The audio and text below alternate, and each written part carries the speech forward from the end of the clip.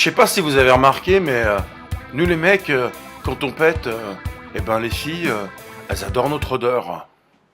Oh, plagiat! Salutations et bienvenue dans le second numéro de cette série qui nous parle des gestes inconscients de séduction. Aujourd'hui, nous allons aborder le terme masculin. Alors autant le dire directement, hein. On n'est pas très subtil. On est plutôt assez direct en fait. Démonstratif. Enfin, quand on sait décoder les gestes. Sans le savoir, les hommes font des gestes uniquement dans le but d'attirer les femelles. Ouais, on dit les femmes, c'est quand même mieux. Il n'y a pas que les femmes, en fait, on va plutôt dire partenaires potentiels. La bouche est le premier indicateur d'attirance sexuelle, une expression pour l'homme. En effet, elle s'ouvrira légèrement. Visuellement, ça donne ça. Mais en fait, faudrait plutôt voir ça.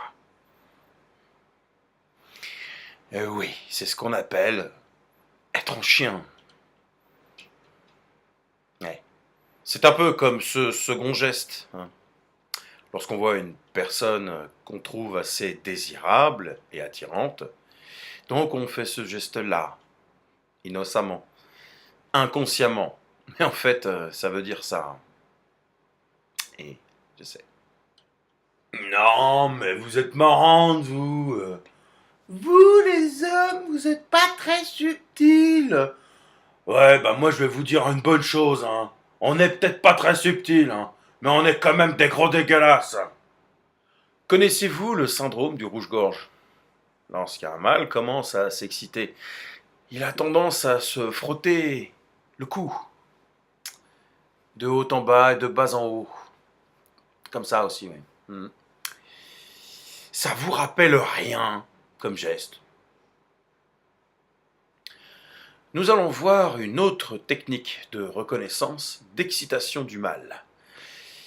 La main tapote la cuisse, ou alors la main glisse dessus, lentement, mais toujours inconsciemment.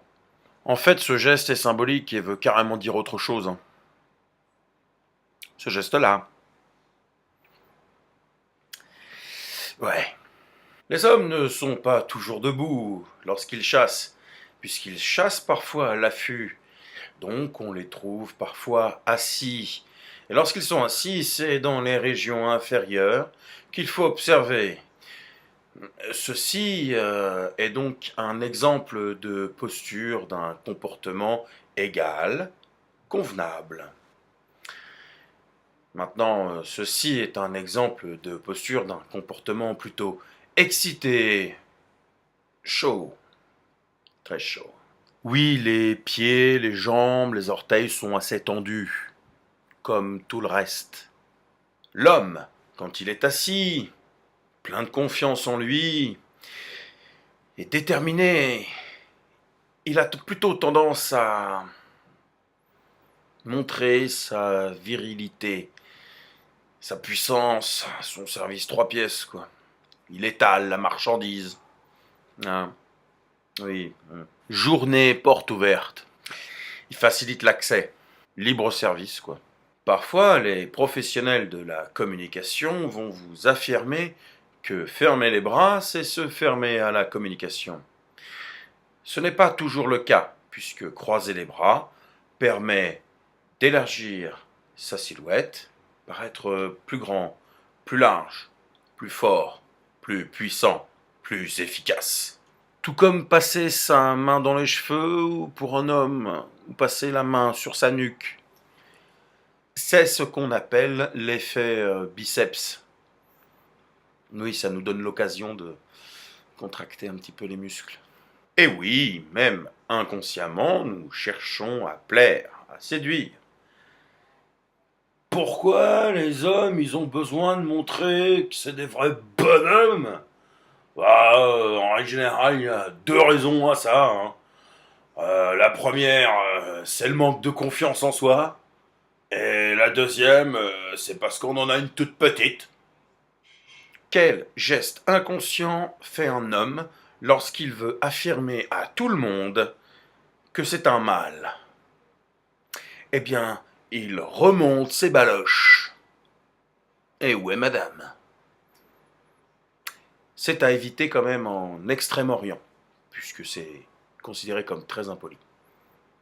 Vous l'avez remarqué, les gestes inconscients masculins de séduction sont assez équivoques, très démonstratifs, pas vraiment subtils, mais au moins, vous savez à quoi on pense quand on bouge.